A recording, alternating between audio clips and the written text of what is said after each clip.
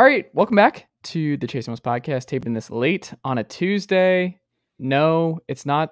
It's not my favorite Sunday morning thing when I've got my coffee and I am turning on the TV to a local station to see what is going on with Tennessee media. Yeah, there's this television program that I was introduced to when I moved up here for grad school a couple years ago that I first saw Josh Ward on, and it's Sports Source. And then from then on out, I was like, I've got to get him on this podcast, and I got to see how weird it feels to see this guy who's been on my television screen a lot for the last couple of years on this podcast here. So, Josh, good evening, sir. How are you?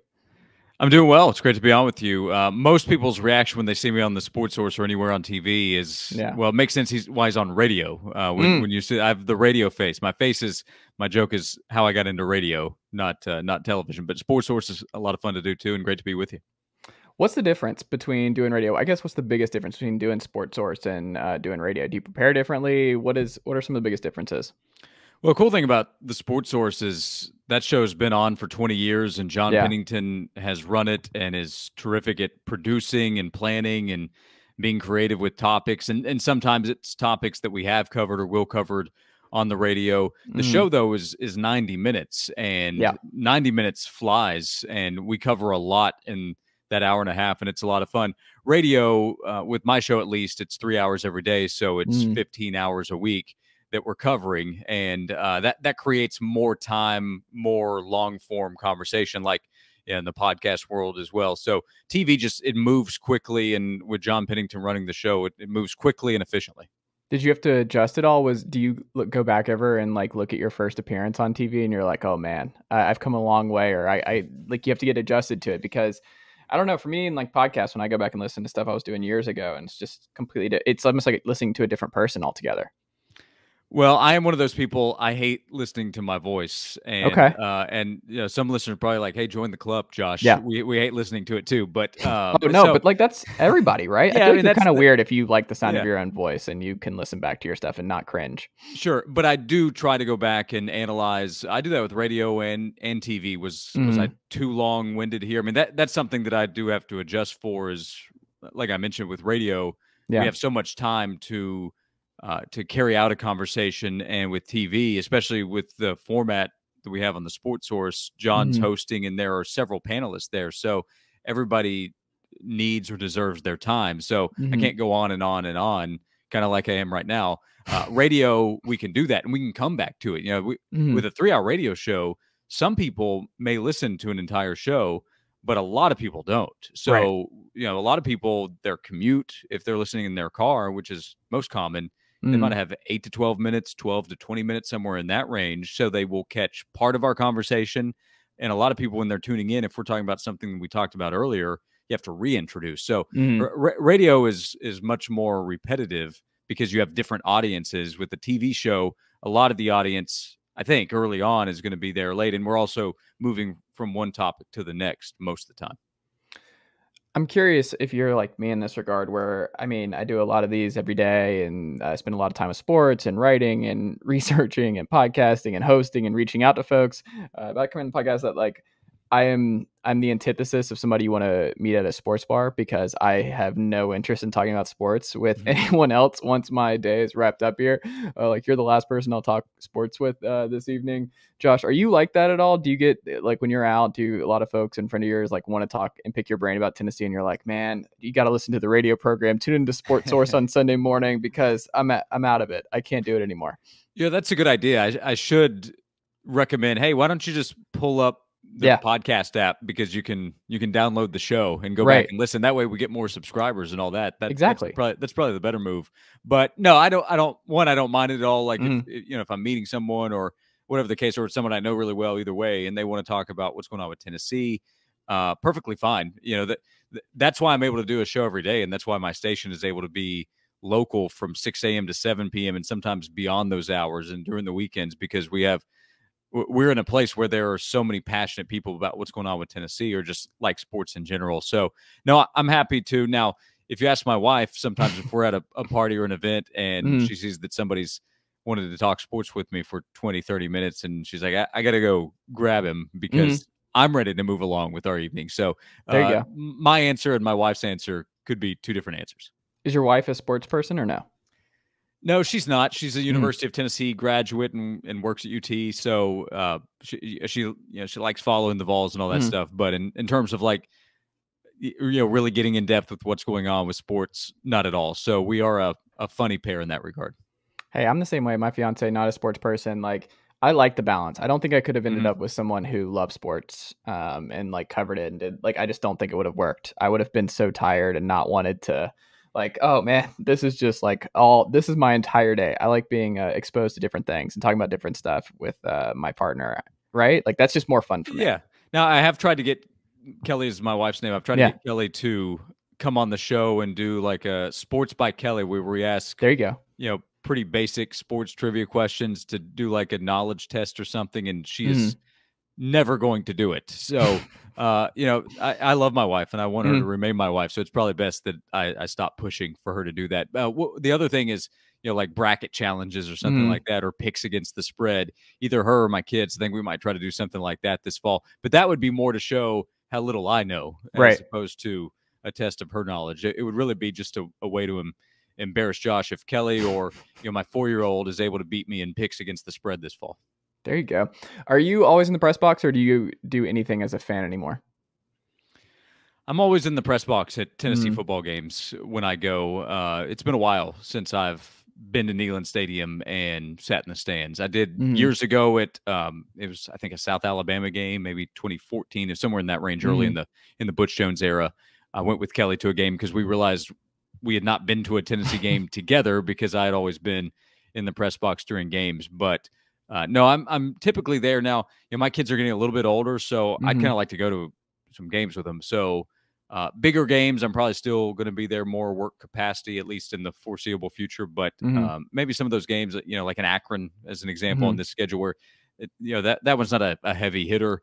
I'd like to get there with, shots with my fired family. At Joe Moorhead. Yeah, I know. I don't mean to, but there's a reason Tennessee put it on the schedule too. So, so I'd like to experience that more from the family side, fan side, with my kids. It's Owen's 4 and Max 2.5. There's no way that he could sit still for even a quarter, but at some point he will. There you go. Yeah, I mean, I don't think I'll ever be that person. Like Tennessee could ask me like, oh, media, like I'll never say yes. Like I love being in with the crowd and being up close, and like I need to hear other Tennessee fans scream in the back of my ear, like put in Harrison Bailey. Like I need that to really appreciate what being a Tennessee fan is. Yeah, and the backup quarterback calls will always be there. Right. I will say that. So I have gone to Tennessee basketball games. They have the media area as well, but that's kind of in the middle of.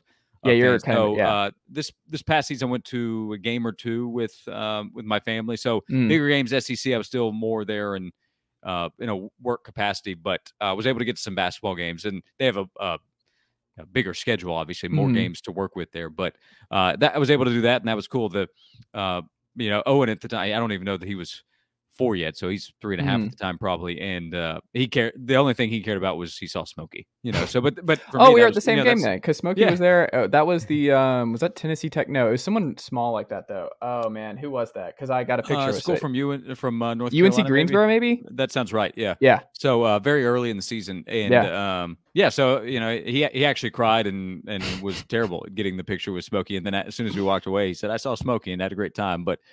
Those are the memories that just matter so much to me. So trying to experience that is still a big deal.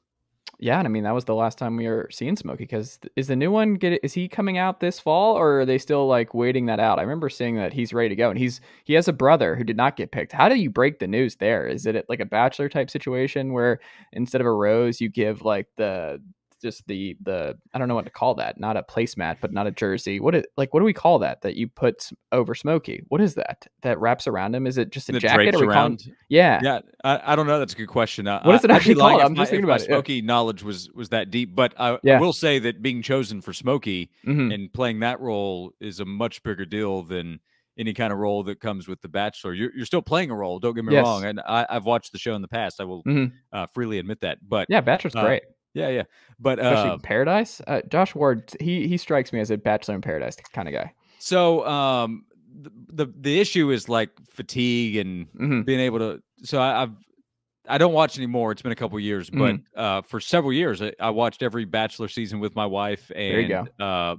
Then the Bachelorette season, and then I was kind of just out. So kind of a name drop, I guess, but Barrett Sallee, CBS Sports, he had been, I don't even know if he still is, a huge Bachelor guy, but he always claimed the Bachelor in Paradise was like the Super Bowl of That's the correct. series. But he's right there, yeah. Yeah, I think I was too winded. I didn't have the yeah, you don't the need energy actually for the it, Bachelor so. and Bachelorette anymore. Just do Paradise. Yeah, I didn't need an explanation, so maybe that's how I could get back in, is just watch Paradise and skip the stuff that's supposed to matter.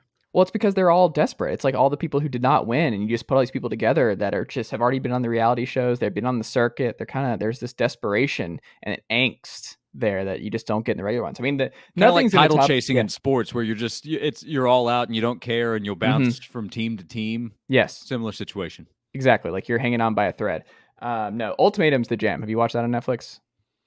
I haven't. Okay, no, you gotta do that. This one. is That's the other thing. One. So I've mentioned 2 kids. We have a third that's very new. That's 3 months old. So carving out time, like we had to make Ozark happen. So we finished Ozark. Fantastic. Did you like the ending? I did. Yeah, I thought it was really well done. Loved the series. I thought they did just the right amount of time. Like another season wouldn't have made any sense.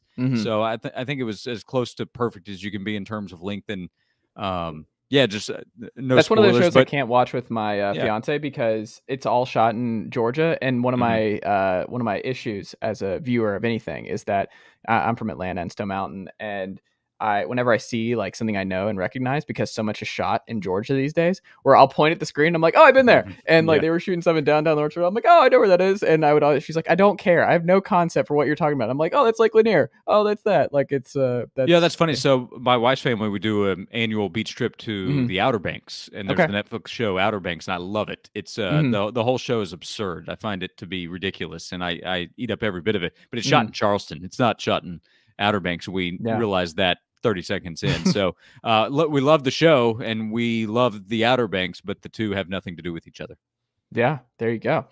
Well, I would highly encourage you to carve out that time, man. It's a good break. Like when you don't want to think about Tennessee football or the Raiders or you need those breaks, honestly. If sports is all you do. So Stranger Things, we're still behind on that. We've been trying to catch up on Better Call Saul. So you know, you have a queue. We have our own little queue, and we're just way behind in it. We have too many late night feedings that schedules get off. So we'll get back on track at some point. But sleep is also such a big priority. We're better with 30-minute shows. If you can give me a 30-minute show, that's better than an hour.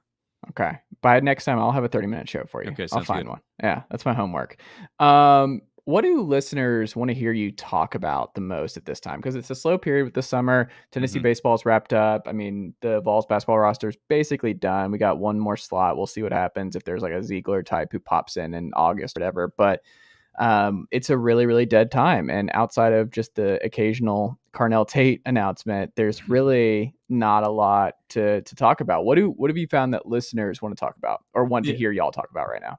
Yeah, so I think right now is the slowest time, and so selfishly would have liked to have seen a run to the World Series with Tennessee baseball because that would have been really good content because fans ate that up. But because they didn't, that's probably last on the list. I don't think listeners right now are interested in the College World Series because it's a reminder of the pain and the disappointment from just a couple of weeks ago. So a lot of it's back to Tennessee football and looking ahead to the upcoming college football season. And within that is recruiting, like the Carnell Tate news. And okay, what's the latest now with NIL? Like we had a big NIL period in late spring, that April to May period probably. And then baseball kind of took over. So that took so much weight.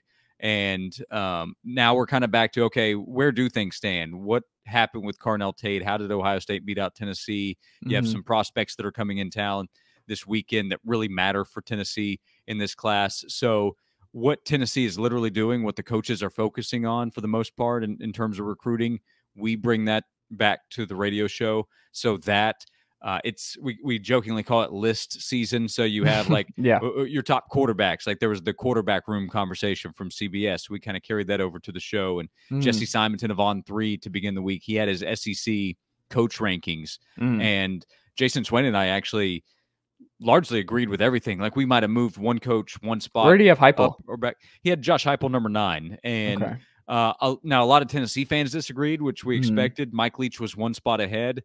But the way we looked at it was simply Well, Leach is just so much more accomplished. Like, part of the challenge of those lists is you have some coaches like Leach or Mark Stoops, who was number 5, who have just coached so many more games. Right. And Josh Heupel has coached for 4 seasons as a head coach, and Sam Pittman has been a head coach for 2 seasons. So, Lane's tricky because his resume is not as impressive as maybe he's thought of, but his most recent season was really good at Ole Miss. So a funny thing there is that our opinion was about the same in that, well, the list is fair. And if Josh Heupel wins more, he's going to move up.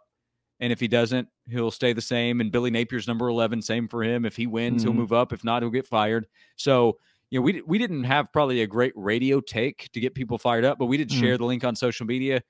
And then people were fired up and said, no, Heupel's too low and Leach stinks and Mark Stoops is no good. So, we knew that fans would have attention on that. So I've gone a long way in the answer to your question, but things like that, like trying to compare coaches or teams or position groups. And then if a story pops up and also trying to have good guests. We had Josiah Jordan-James on last week and he was terrific. And Ron Slade's going to come on this week. And Zach Azani, who used to coach Tennessee's wide receivers, now with the Broncos, told some good recruiting stories. So trying to have some good big picture conversation as well.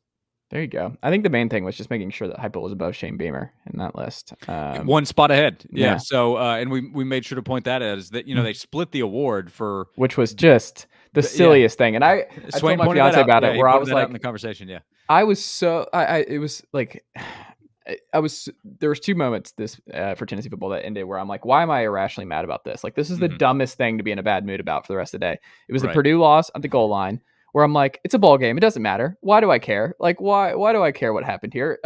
Just, it doesn't matter. Ultimately, it does not matter.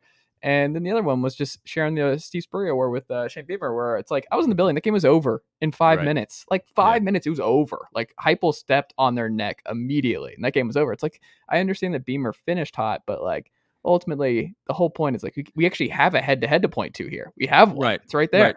Yeah, now, and I don't disagree with what you said, and I know your opinion is shared by so many people, and I really don't like split awards for the most part. I say that having just not that long ago said I would have split the MVP in the NFL last year. I would have split it between Rodgers and Brady. So I say I don't like splitting awards, and I just recommended the NFL split an award a few months ago. But the defense would be, yes, Tennessee easily won. I mean, they crushed South Carolina head-to-head. South Carolina preseason, their win total was like 4.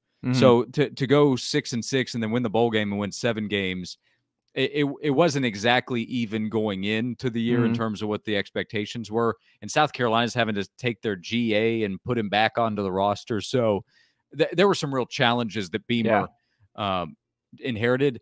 All that's the defense of the decision. If they said, "Hey, Josh, what should we do?" I would have said, "Give it to Josh Heupel." Yeah, but that was fun. That was probably my favorite game to be in the building for. I think it. They're just rolling. South Carolina gets on the board when they're already down so big, and the celebration on the sideline. Oh my God, that gave Tennessee fans something to mock as well. But we all saw it. We were pointing at it. We're like, what are they doing? Like that's the other thing. It's like you miss in the press box where you're like over there and everyone, like someone catches it and what's going on. And there was a South Carolina player who was celebrating a sack when you're down 28. And it's like, what are you doing? Like, this is going to get progressively worse. But that was a fun one. The most memorable though for me, it was still the Pitt one, just because the Pitt game was absurd, and the air being let out of the building for a Joe Milton overthrow, I will tell you, is unlike anything else. Right.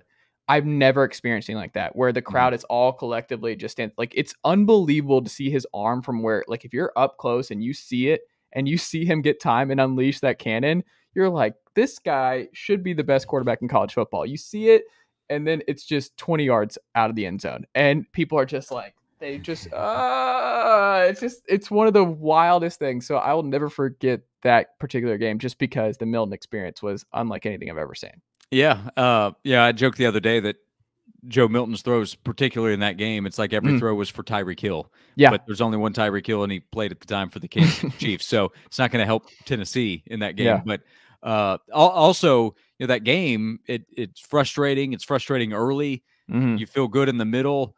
It's frustrating late because of a call on a spot.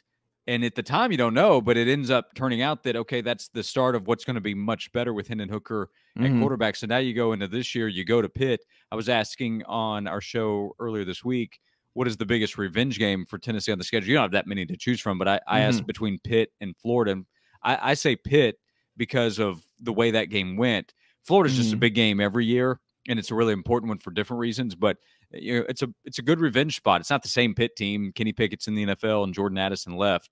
So that's a game that I think most Tennessee fans could say you better win that game at Pitt. But if Tennessee wins there, then your next big shot is against Florida at the end of September, and you have a chance to do really good things. So it can kind of be that, okay, where were we a year ago? Where are we now? That can be a good game to spot the progress of Josh Heupel's program. That's my biggest thing, too, is that I think two things can be true. I think Tennessee could be better than they were a year ago as a whole and have a worse record than they did last year. And I don't know if Tennessee fans are going to accept that. I don't know if they'll just look at the record and say that's not acceptable to go 6-6. But like, I think there's a very, very real scenario where 6-6 is what happens, where they take a step like Pitt on the road. Like we talk about what they lost with Whipple, the OC, but they replaced him with Frank Signetti Jr., who is from the area. He's had a lot of success. He just coached Phil Dracovic at Boston College. Like he is an NFL guy. He's been all around.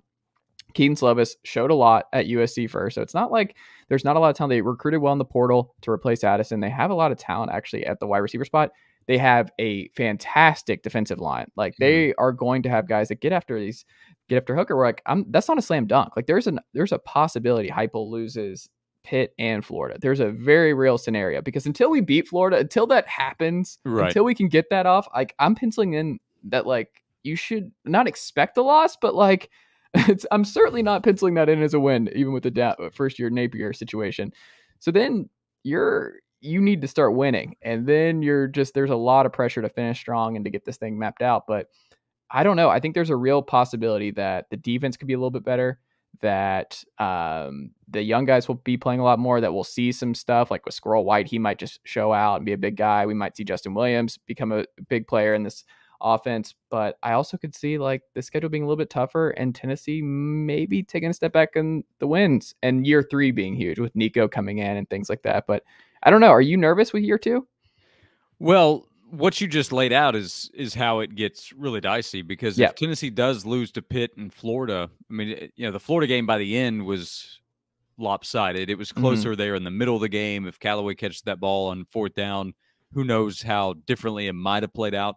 But no matter how it were to play out this year, if Tennessee were to lose those 2 games to Pitt and Florida, man, those 2 weeks leading up to LSU become big. And that game is massive. Right. Now, the result of one game does not tell you what's going to happen with another. But if Tennessee loses to Pitt and Florida, I don't love their chances at LSU. Let's say they lose that game because that's probably on your path to 6-6. Well, then trying to hold that off and get a win against Alabama or Georgia, obviously we're saying good luck there. Well, there's 5 losses. So that just means there's no room for error, no margin for error with Kentucky, South Carolina, and those kind of teams. South Carolina's late, and I know what we said just a few minutes ago. South Carolina's probably a better team this year than it was a year ago, right? And it's there. And if the season's not on track the way you hoped at Tennessee, then you're managing how do players stay on board here with what we're doing. So if it's 6-6. They could be a better team, but it's going to be tough to sell that because, part of it is they probably lost a few games late, and that's one thing they need to be better in certain spots. Couldn't pull out that Pitt game, couldn't pull out the Ole Miss game. Did against Kentucky, had to get a big stop there late and did, to their credit.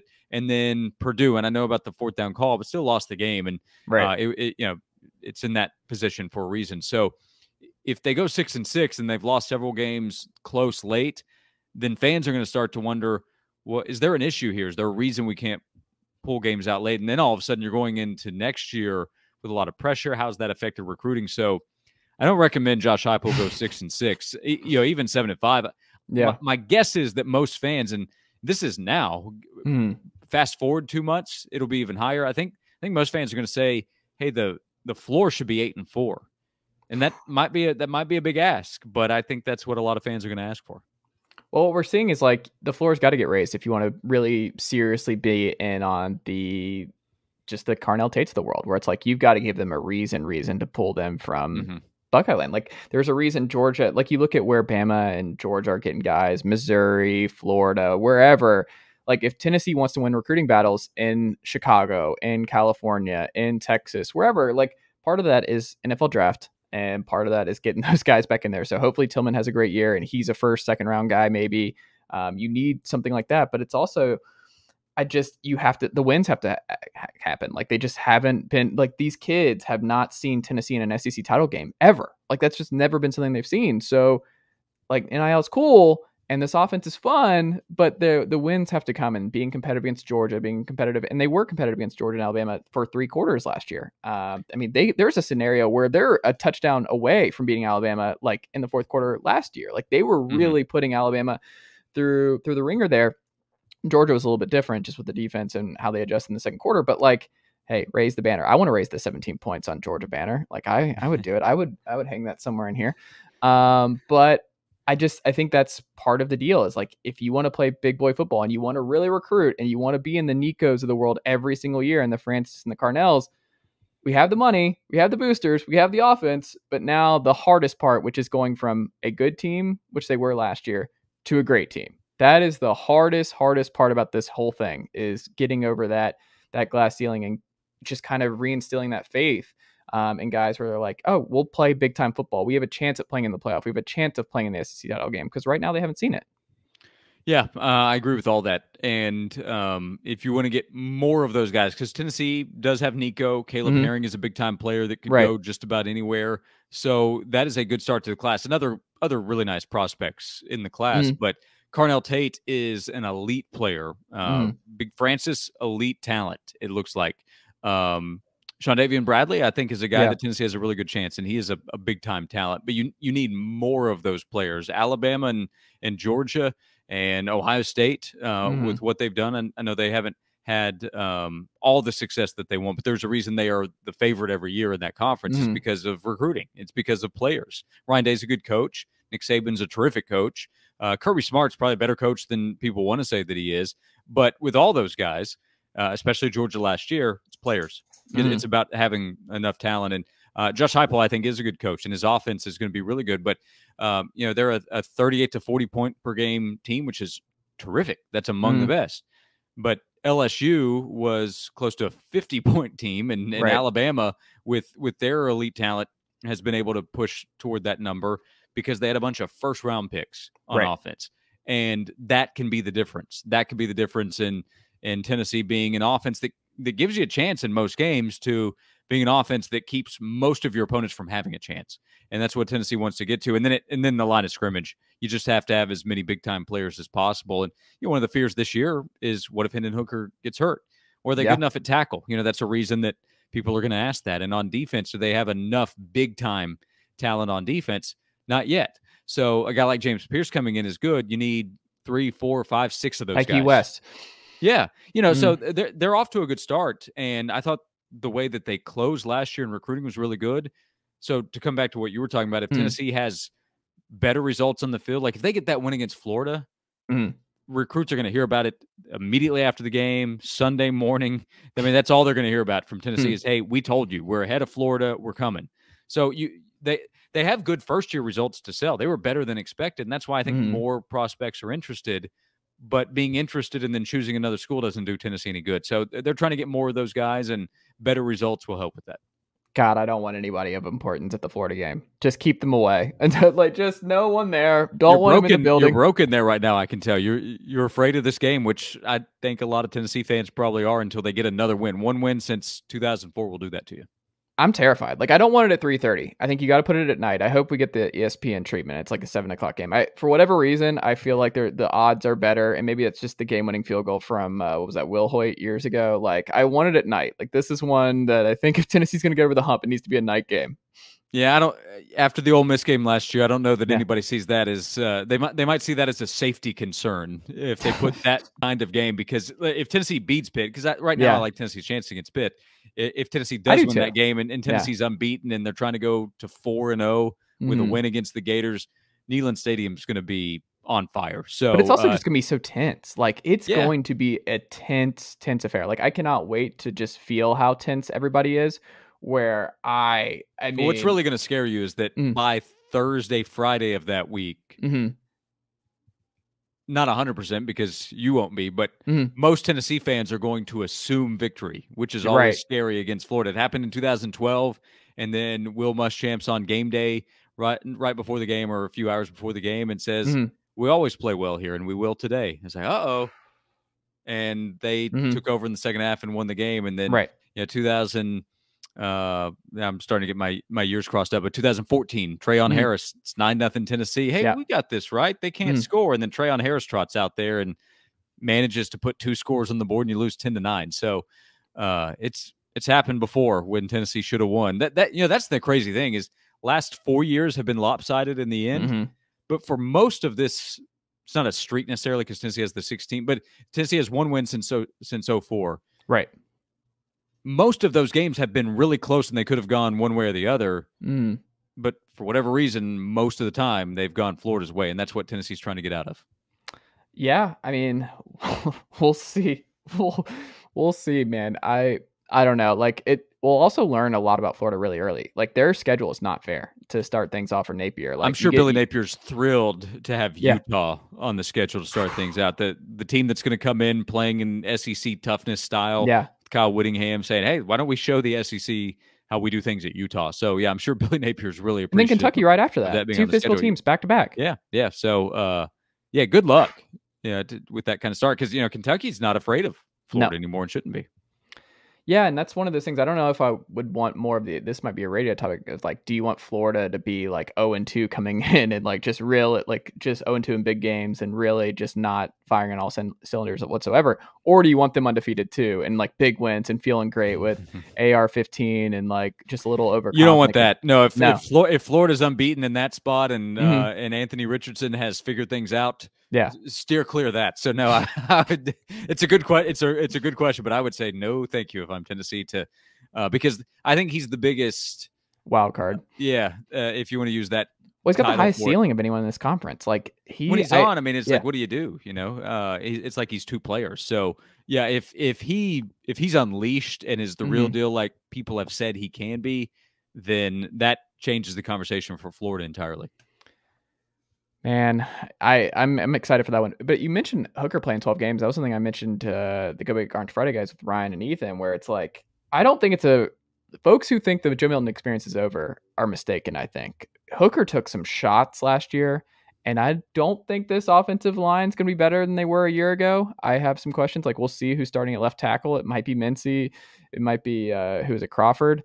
Like, it's just... neither are great options. Moving Darnell right back to right tackle, and we'll see if that sticks. If Hooker's blind spot is a problem early on, but I don't know. Hooker's going to take some shots, and he's not the biggest dude, and he is not afraid to run. It's one of his best skills, and he's super efficient. Like I love Hendon Hooker, but like if I had an over under on him starting 11 games or 10.5 games this year, I would probably take the under. I think he's going to take a beating. Like he's playing a lot of physical teams this year, and we'll have to see if he can make it through. It has to be number one on the what are you afraid of list. Yeah. Is Hendon Hooker taking a shot that takes him out. And that's why Joe Milton is so important because right now I don't expect that Taven Jackson is ready to be the next option. So Joe Milton, who's much more experienced and still has a ton of talent, and this time a year ago was on his way to being the starter for Tennessee, he'd be the guy. So, I wonder, do they call everything the same way? I think they're still going to say, hey, let's take our shots and play to his strengths. But that's gonna scare Tennessee fans, and if it's in a big spot, man, it's really gonna scare Tennessee fans. So protecting Hendon Hooker, and I'm sure that he wants to show his passing ability. So does he run the same way? I don't know. If you're in the game and you need to make a play, he's gonna try to make a play. I'm sure that's the case. But protecting Hendon Hooker has to be the biggest priority because his presence on the field, at least at this point, unless something changes with Joe Milton out there, and fans don't want to find out. But unless something changes there, your hope is on Hendon staying healthy and being the guy there at that position. So that other tackle spot opposite Darnell Wright is one of the biggest questions for this team. And I wouldn't be surprised if you see multiple guys. And that's before you have to at some point deal with injuries because you're not going to have all 5 guys stay healthy. So somebody goes down, you might be moving players around. If you lose one of those tackles, if you lose Darnell Wright, it's a problem. Yeah, I mean, it's a terrifying spot. So that's something that's why I come back to the recruiting side. You need more really good players at that tackle position if you're going to become what you hope to long term in the SEC. But right now, you have who you have. Tennessee went after some other tackles in the transfer portal. Steen's one of the guys that they went after, and he ended up at Alabama. So now you have to face him. But they they hoped to get him to shore up that second tackle position, and it didn't work out. So, yeah, right now, Mincy or Crawford. Crawford is a former JUCO guy, was at Tennessee last year, and then Mincy a transfer from Florida. We'll see. True or false? Bru McCoy is a star by the end of next season in Tennessee. I don't think star, but I do think he's a really good talent, and I think he can move around a little bit on the field. He can run and make plays at different levels, and will be a good complement to Cedric Tillman. So, yeah, he just hasn't done much in college for different reasons, but I do think his ability's there. And if you watch some of what he did at USC, you can see that talent. Is he a top 10 player like he was as a recruit? I don't know that, but I do think he's a really talented guy. I think if not for some off-field questions, there would have been a lot more attention on him as a transfer prospect. But you also have to hope that he's hungry, that, hey, my college career has not worked out how I hoped, but here's my chance in this offense where they're going to throw the ball a lot, and I have a good quarterback who's going to get me the ball. And now maybe the opposing defenses are more worried about Cedric Tillman, so that opens up some opportunities for Bru McCoy. So I do like him. Is he a star? Potentially. That potential, and that changes a lot too. Yeah, I mean, it's not like we're talking about serious injuries that have kept him from playing football. So physically, I do think he can be a really good player. I haven't seen enough, and there is still the question: what if something else happens and he can't play? So I just have that in the back of my mind. But a player worth pursuing to come in and start, absolutely. Tennessee's best freshman will be who? So I think it's Justin Williams-Thomas at running back. I like him.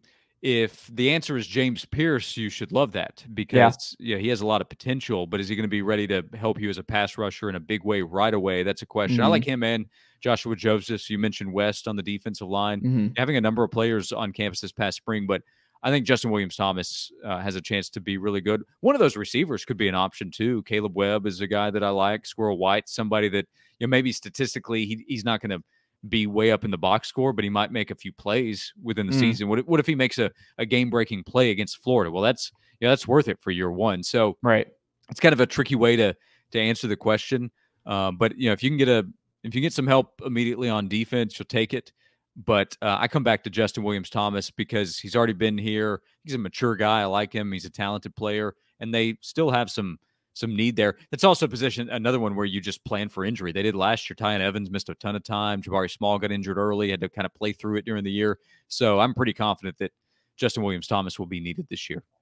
Yeah, I mean, I'm excited. Like, if you have a Stallings-Thomas backfield over the next couple of years, I think that makes a lot of sense, and that's something you would feel good about, because the Tion stuff was brutal, where I was all in.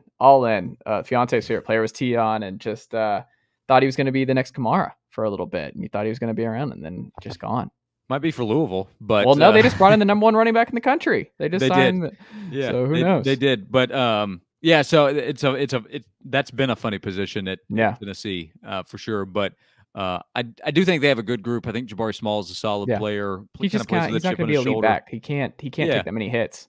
Jalen Wright's intriguing to me. Yeah, he's a good athlete. I think he had to figure out how to play as a freshman last year. We saw him early, kind of went away, came back later in the season. So.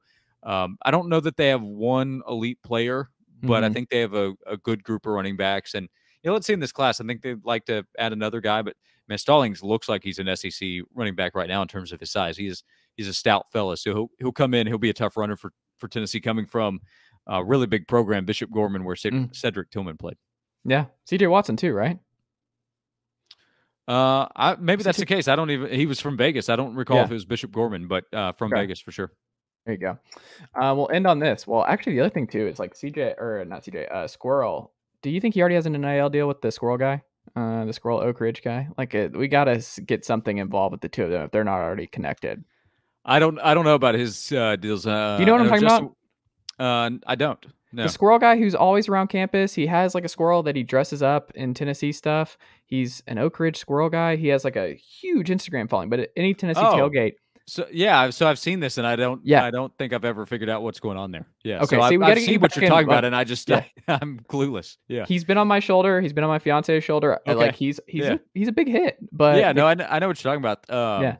There's been brown squirrel in Knoxville too. I don't know if they have been interested, but they used to advertise with the radio for years ago for a while. Yeah, right off the highway.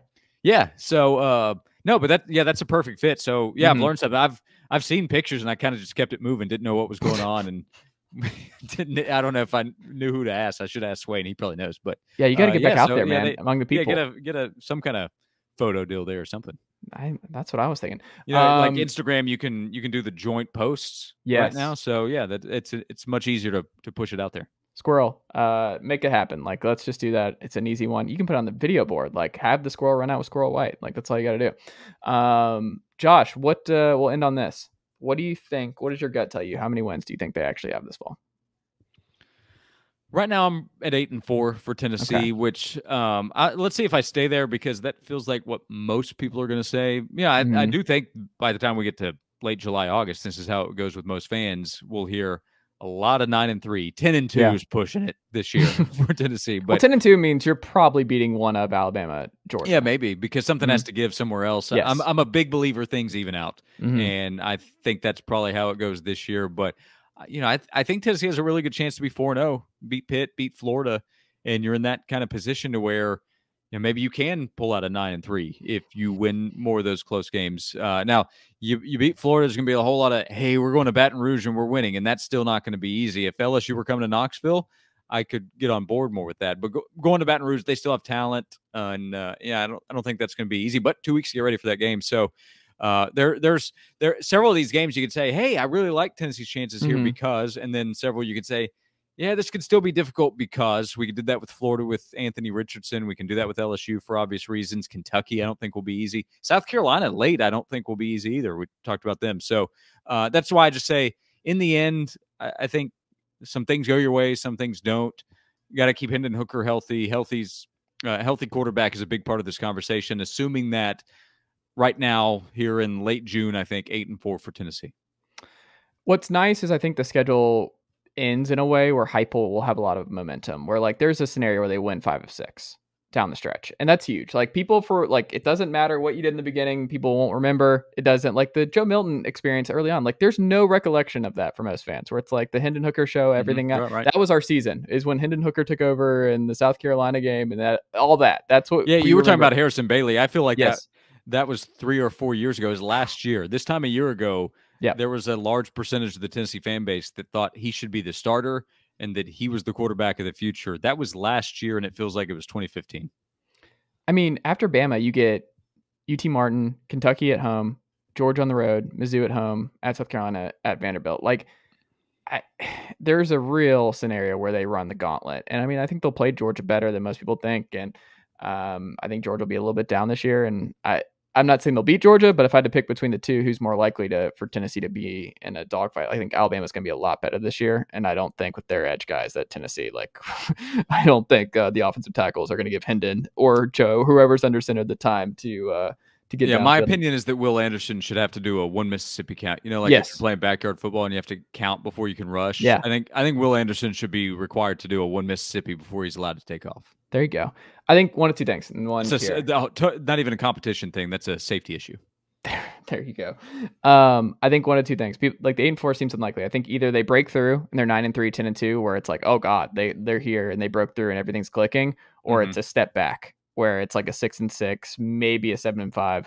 But I don't think it's the middle ground. I think the middle ground is like more fun. Your view is better for me for the radio. Because 8-4 somewhere in the middle, it's like, okay, that's pretty good, or so I don't see it. Having a big boom or a letdown, that's a lot more interesting. So just hit me up. You got my cell. If you need me to come in with the takes on Tennessee radio 99.1 The Animal, I got you.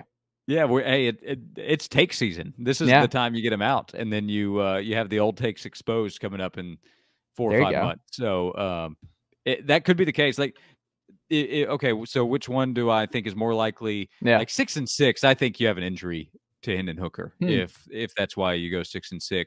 Well, I think if it's 6-6, I don't think Tim Banks is the defensive coordinator in 2024 or 2023. Excuse me. Yeah, that's probably right. I think that would be part of it too. That every team has figured out, okay, this is just how we attack Tennessee's defense, and they're not going to be able to do anything about it. So yeah, you're probably right to think that. But which is more likely, 9-3, 7-5? I do probably right now lean 7-5, just because I still have a ton of questions from really kind of every level on defense. They have some players like depth is not the issue as much as talent with the depth. So you have to expect some injuries are going to occur.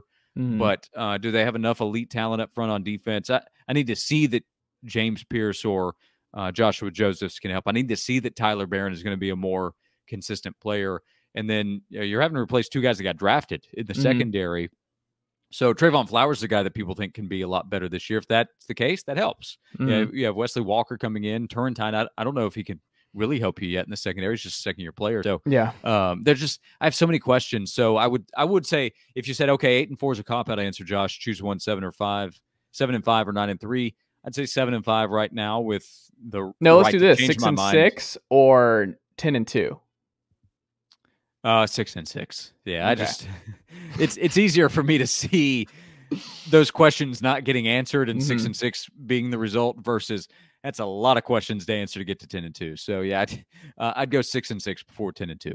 Is Sports Source more fun when Tennessee's good at football or worse? Like, do you prefer going into that meeting and everything else in the show after a loss or when things are going well? Well, I'm fine either way, but we have VFLs on the show, that's another fun part of it. Like we were talking about the Sports Source football season is a lot of fun because it's a mix of media guys and fans and guys who played at Tennessee. Will Overstreet and Sterling Hinton and Daniel Hood, who I've been able to do radio with, and Marlon Walls joined, and that's a lot of fun. So it's more fun when Tennessee's doing really well because they're into it, and we've done so many. Well, here it goes again for Tennessee. You almost feel bad. The viewership's there, so don't get me wrong there. But I just start to feel bad for people.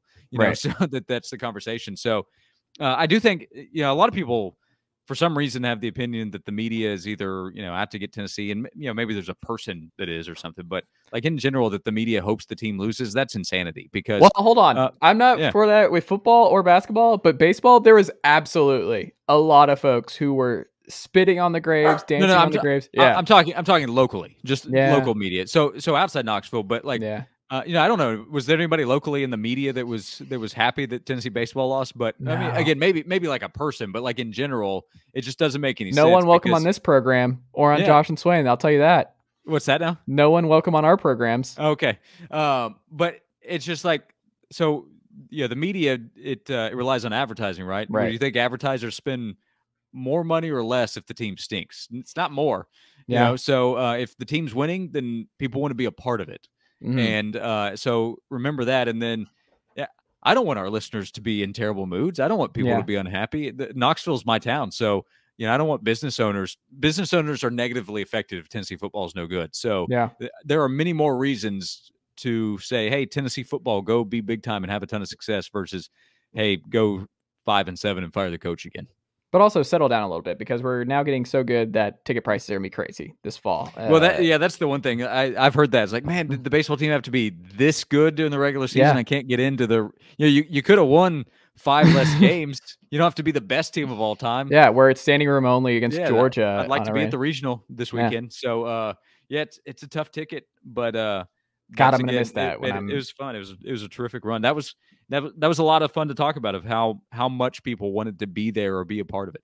I mean, that was my favorite run of any. Like I was there. I was there for a lot. And it's crazy too. I think I was there for every loss, which was just wild. Where every home loss.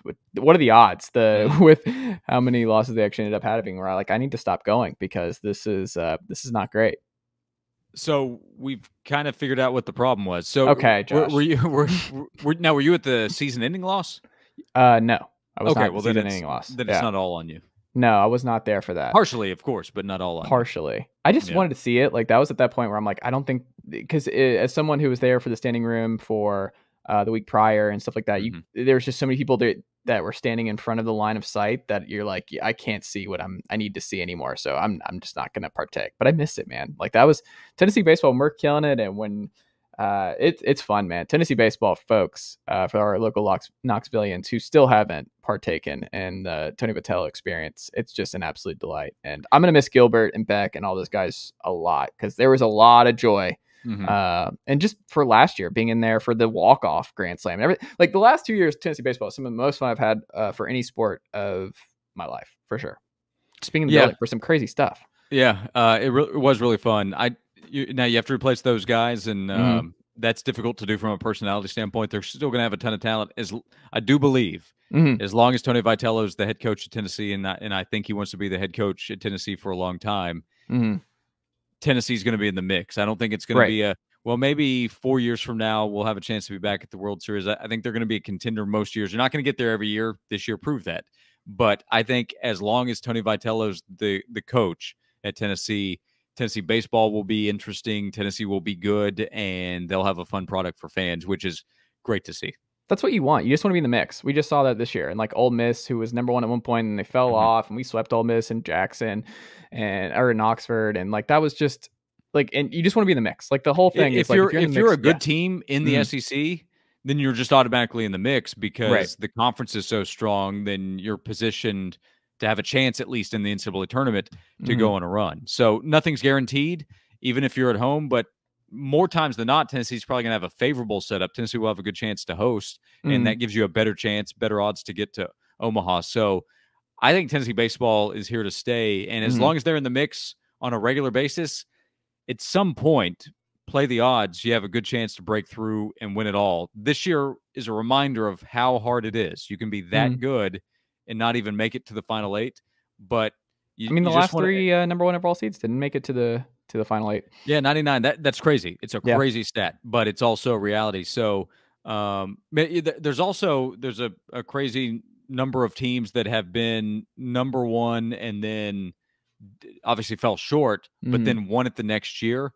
And Arkansas is trying to do that now. So Oregon State in 17 maybe was like 56-6, all-time great team, and it fell short. Right, won the title the next year. So what Josh is saying, maybe get a ticket on Tennessee 2023 to win it all. Yeah, I like it. I mean, this is just a great time. Like we joke about the everything school, and that's like one of my bits here on this podcast. But Tennessee is, I mean, it being in the mix for every sport is just fun, especially when you're local and you can go to all these games, and it's like, man, having a stable, fun football, baseball, basketball program is a really good place to be, because that fills up a lot of your calendar, and it's always something to do and watch, and you can enjoy all of it. Like you don't have to be so hung up on football. Like I can't imagine being a Georgia fan knowing that 3/4 of your calendar just don't matter.